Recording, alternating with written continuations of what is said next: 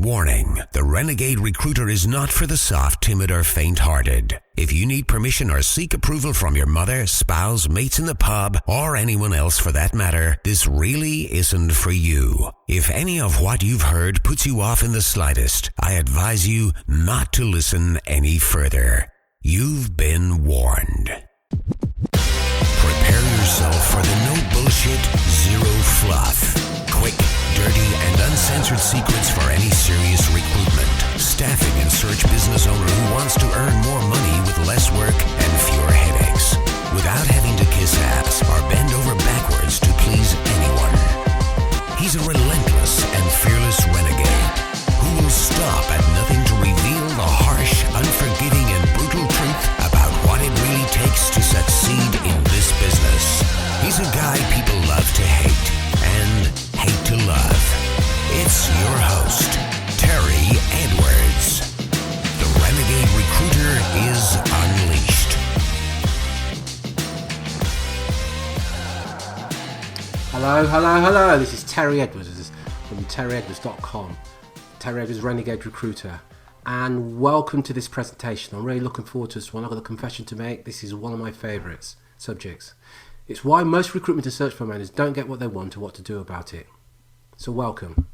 This is the Recruitment and Search Business Growth Conference 2017, where you'll discover how to generate more leads, make more placements, and earn more money.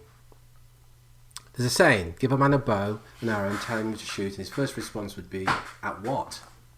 See, when there's no target, no purpose, for shooting, he could shoot his arrow anywhere. Wherever the arrow ended up is where the arrow ended up. Not much to it, really. On the other hand, if you gave the archer a target and challenged him to hit the bullseye, everything changes.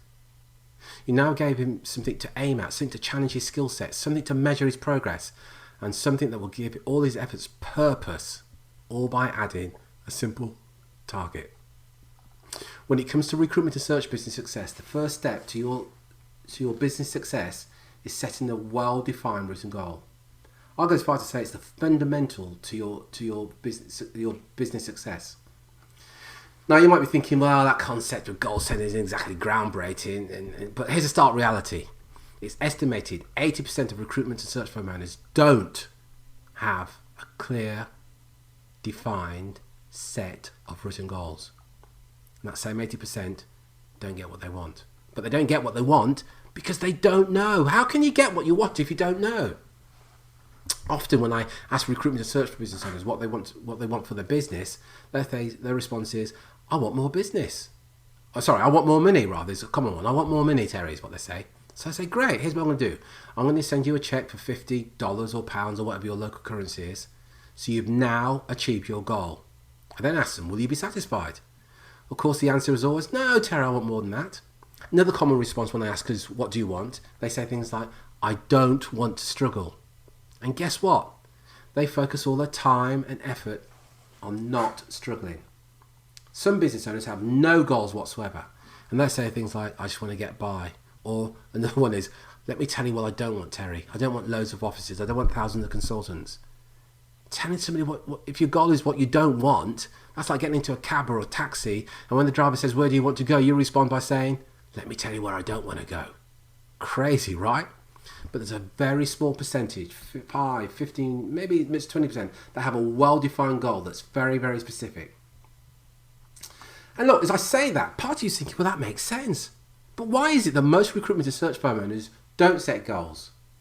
And there's a number of reasons for it. But look, over the years, I've had the pleasure of working with thousands of recruitment search firm owners from around the world. And I've come up with sort of the main reasons why they don't. See if there's any of these yours.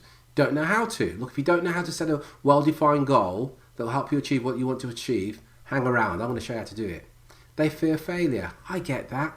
By the way, to achieve your goal, there are always going to be some failures on the way. Kind of get used to it. Let's be clear about it. Some people fear success. I was talking to a lady some time ago, and she said, at a level, Terry, I fear being too successful because I fear that my friends and family may treat me differently. Some people are just too impatient. I want to get there, Terry. I want to get there now, so I haven't got time to set goals. Some people think that their goals are just unattainable. Fear of rejection. So they say, if I set a goal, Terry, I'm going to have to go out there, put my neck above the parapet, so to speak, and some people are going to have a pop at me and I'm going to get rejected. Yeah, crow somebody. It really, there's no other way. They have limited beliefs. I can't set goals. That isn't within my... So they have these limited beliefs that disempower them. In fact, there's some recruitment and search firms that just don't realise the importance of goals, so they don't set them. Or they have no goals. Let me share a story with you. In 1953, at Yale researchers conducted an intensive study where they interviewed the graduating class just before they left. They asked the students a whole series of questions. One being, do you have a clear, specific set of goals with a written plan for achievement? Interestingly enough, less than 3% of the students answered with a resounding yes. They went back to the students 20 years later in 1973, and the researchers interviewed the surviving members of that class of 1953 to find out what their lives looked like. Here's what they noted. The 3% of students had written their goals down for a specific plan seemed to be happier and more well adjusted than the others.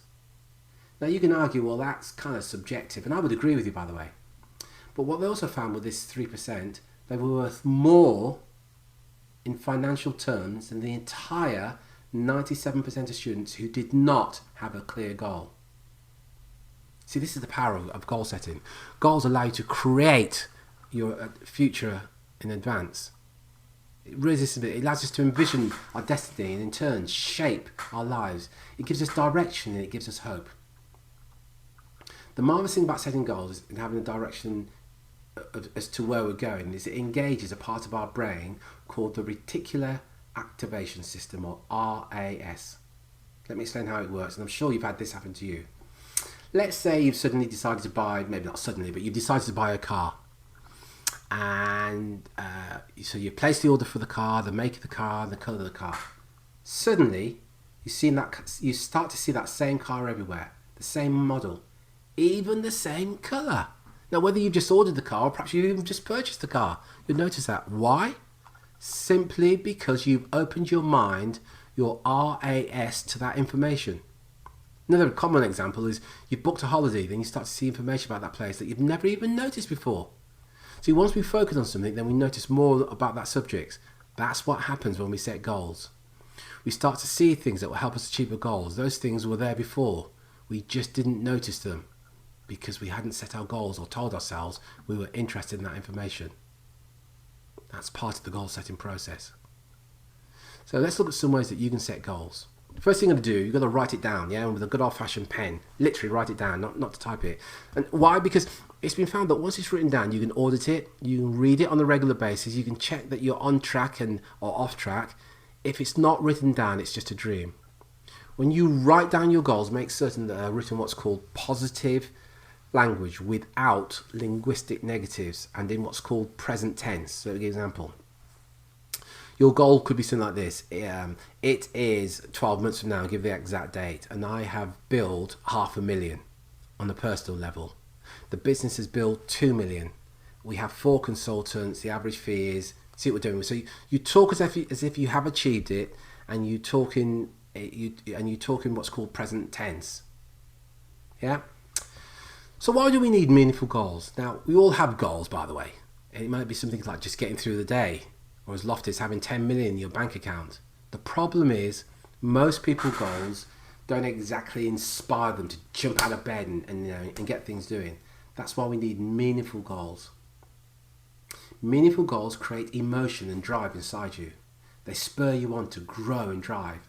And if you want meaningful goals, then you must create meaningful goals that are compelling to draw out these emotions within you. So let's look at how you do that. As I said, write it down, not on your computer, but a pen and paper. There's something that happens when you write something down. You become the creator when you write down your goals, and you're acknowledging both your conscious mind and unconscious mind that right now, where you are right now isn't where you want to be. What you're saying at some level is, there's a gap between where I am now and where I want to be. And that kind of gap is creating some unrest and dissatisfaction, frustration. By the way, embrace it. That's great news. Because one of the strongest motivators is a sense of dissatisfaction and frustration. Think about it. If you're totally comfortable where you are now, you probably wouldn't be watching this. If you're relaxed, how on earth will you be motivated to do anything if, well, everything's just great, Terry? So there's got to be, you've got to be identifying where you are now and where you want to be, and what's that gap between those two, because that's where the tension, the pressure, and that can serve as powerful drivers for your action. Get clear on your why. Crystal clear on your why. Write down what will achieving your goal give you that you don't believe you have now. Why must you achieve your goal? You may have heard the story of Buster Douglas when he fought Mike Tyson. And Buster Douglas went into that fight and he was the underdog. And for the first round he got absolutely pounded. But what many people didn't know is that 6 weeks before Buster Douglas got in that round with Mike Tyson, his mother passed away. And in the last few moments before his mum passed away, he promised his mum that he would be heavyweight champion. And as Tyson was hitting him, he was hurting. And it really hurt, as you can imagine. But he'd made that promise to his mum. And he said afterwards, I couldn't let my mum down. Buster Douglas won that fight. It was one of the biggest upsets ever in the history of boxing. Because he had a strong enough why. He had a purpose. See, knowing this will keep you laser focused. It will help get you through the rough times. You're going to get knocked about like Buster Douglas did. Perhaps not as painful, but it's going to bloody hurt. But if you've got a strong enough why, you can keep going. Here's what we found. The more whys you have, the greater resilience you will have. If you just say, well, I just want more money, and then one of your candidates gets counter-offer, you're likely to give up. If you say, I want more money, but the money will give me greater security, greater peace of mind, I've got 3 children that they'll look after, whatever it is.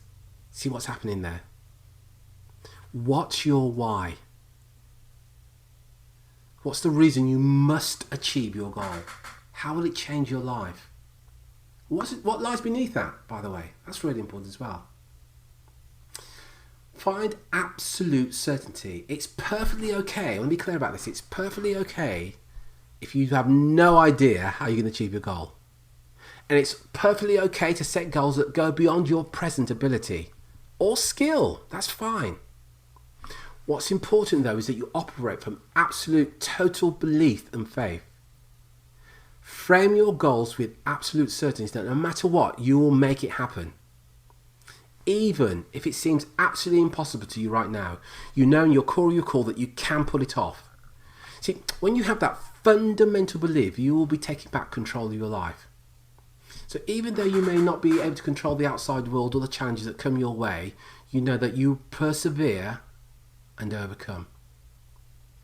So many people give up prematurely because they focus on the outcome and then stop and tell themselves, I don't know how to do that, or I'll never achieve that. But what if you didn't have to figure out how to do it, but rather you just simply have to believe that you can do it, no matter what? See, achieving your goals, that achieving your goal is not only within your realm of possibility, it's an absolute certainty. Just imagine how that would change your life right now. Next thing is what we call practice and repetition.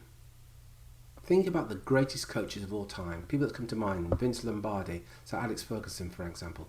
These guys were famous for teaching the fundamentals to individuals who were already the absolute best at what they did. But what do? They did it with them again and again and again, because repetition is the master of skill. You cannot set goals one time and then never look at them again. Well, you can, but it's not going to work, buddy. It just isn't. Your subconscious mind must know the general direction to move in. And that power comes from daily practice and constant review. I'm going to repeat that. That power comes from daily practice and constant review. See, every day of the week we get phone calls from owners and directors of recruitment search firms and say, Terry, one guy said to me, I want to pick your brain and so you can help me grow my business. Yeah, like talking to me for half an hour or so is going to do it. Some clients say, Terry, can we work together for 3 months? Are you kidding me? Do you really think you can transform your business in 12 weeks just like that? Life isn't like that. In anything, by the way. You know, to transform your business, it's an ongoing process. It's a bit like you saying, I'm going to join the gym for a few weeks and get fit, and then I'll stop going. Nonsense. Life isn't like that. You've got to practice and practice and practice. If you want to master anything, it's got to be ingrained into your system, so it's who you are. And practice is the key to all that. Remember, constant practice, constant focus, that's where the results and where you'll have lasting impact on your life. You're listening to the Renegade Recruiter Unleashed podcast. For show notes, additional resources, and podcast updates, head over to www.therenegaderecruiter.com. I've got a confession to make. None of this is easy. But guess what? If it was easy, everybody would do it and have what they want. That's why only a small percentage get what they want. On a personal level, I've never been really good at setting and achieving goals. I would dream of something ambitious, but then work and life would so often get in the way. And then many years ago, I was on a coaching call with a client in a search firm in Australia. This guy was relentless. You probably know I sign off my emails with "be relentless." But this guy was relentless in taking action to achieve his goals. The consequence of which, he was smashing his targets and on course to have a mega year financially. And I said, Todd, his name was, I commented on the fact, you just get everything done. What's your secret? And he said, he read a book called The 12-Week Year. Guess what? I got that book literally immediately after the call. Let me give a summary of the book, and I'd strongly recommend that you get it. The 12-Week Year is a book written by Brian P. Moran and Michael Lennington. It was published 2012, I think, but it almost doesn't matter. And what they found was most people don't achieve or complete their goals, and they found it's because they set their horizons too far in the distance. So most business owners will have a 12-month goal, and at the end of month one, they haven't achieved what they should have achieved, and they kind of have this conversation. Well, I've got 11 months to pull that back. Month two, they still haven't. So the conversation now is, I've got 10 months to pull it back.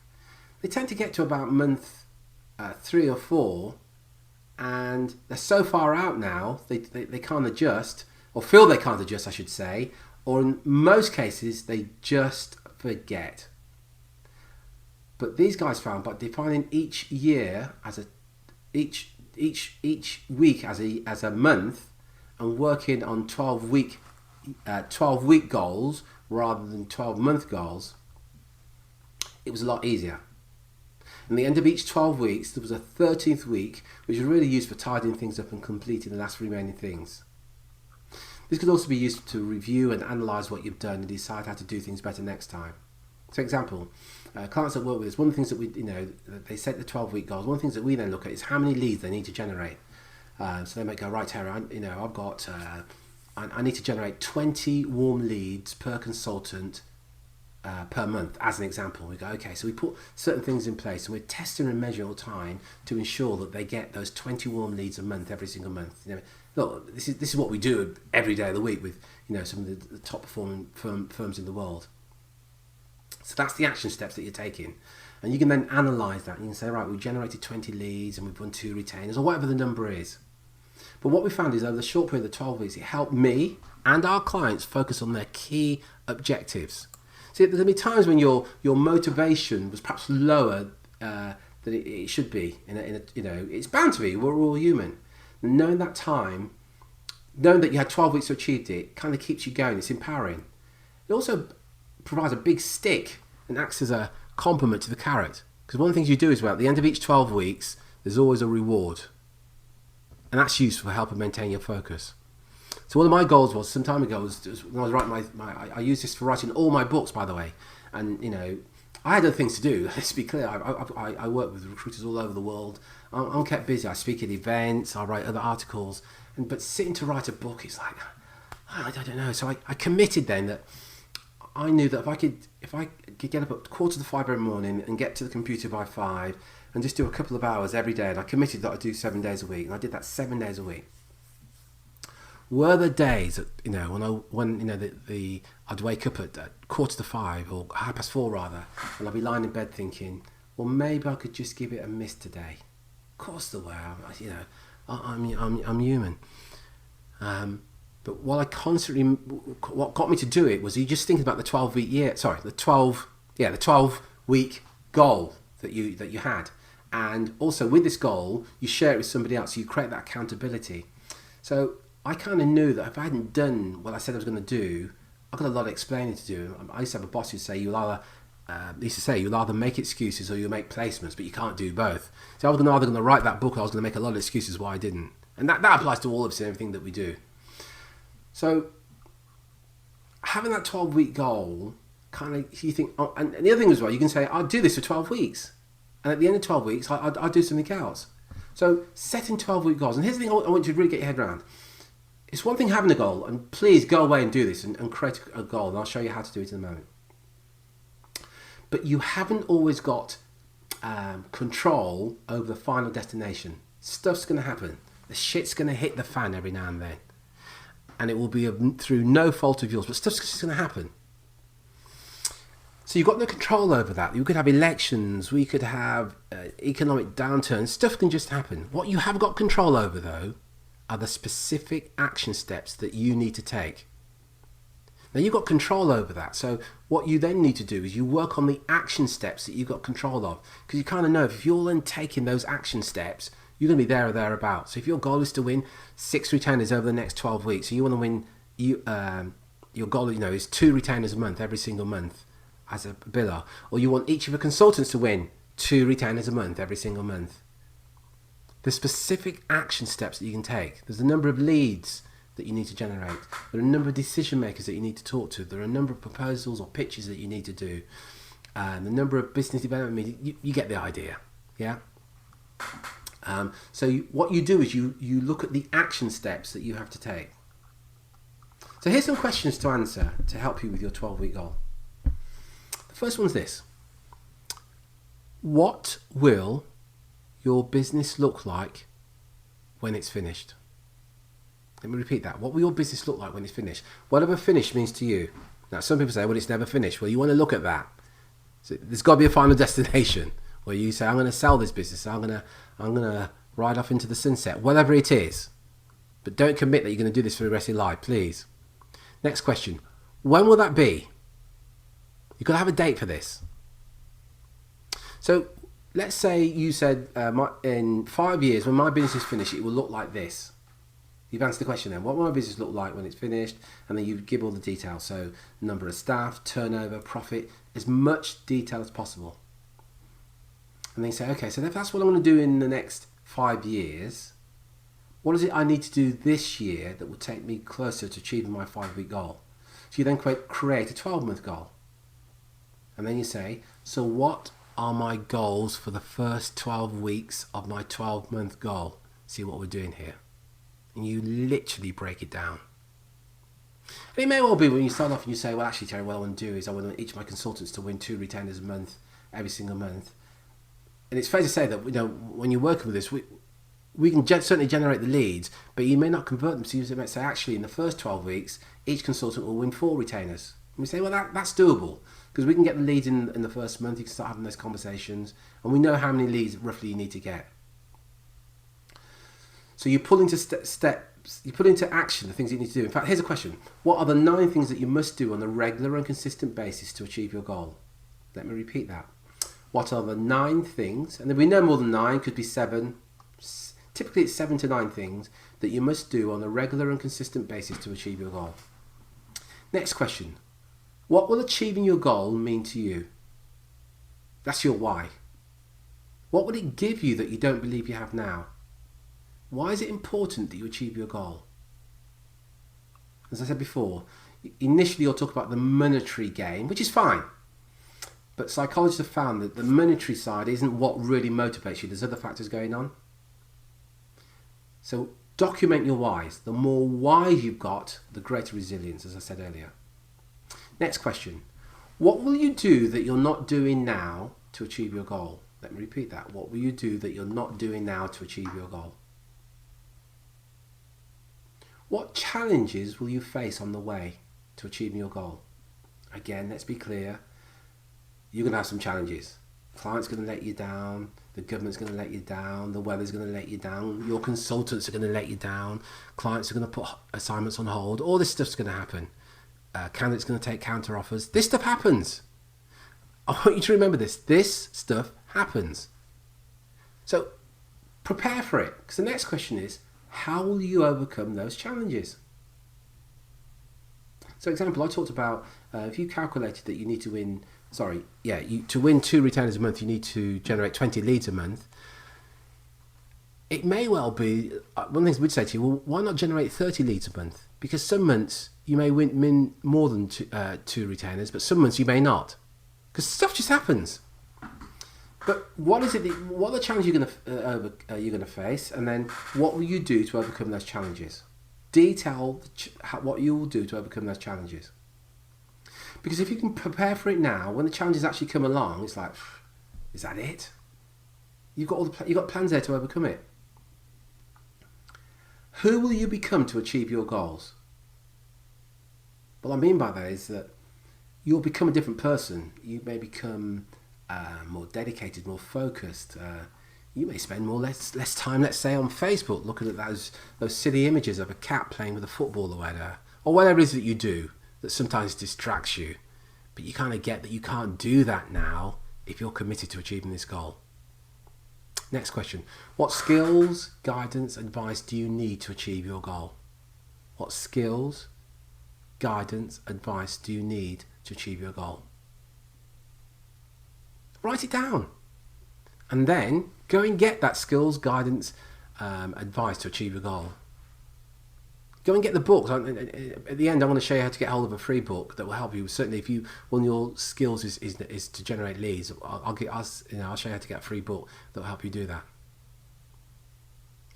So they're the questions you've got to be answering. You've got to write those down. Now, remember I talked earlier about the Reticular Activation System, or RAS.